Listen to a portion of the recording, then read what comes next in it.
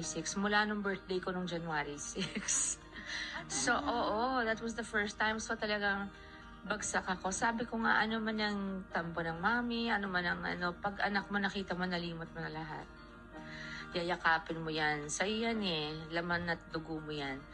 Pero nung concert, naiyak ako dahil, it was the sudden realization na first time naming tatlo magkasama.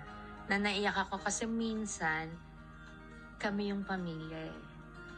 Tapos naiyak ako dahil parang tinitignan ko yung anak ko, I felt so bad that she had to go through yung emotional roller coaster din niya dahil sa paghihiwalay namin habang lumalaki siya. So that hurt me the most. Doon ako naiyak and parang I was just looking at them, the two of them, and then looking at us.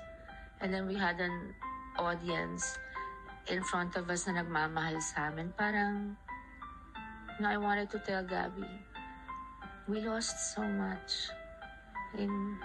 Parang bakit? Okay naman tayo nun eh. Ba't ganun? Most of all for Casey.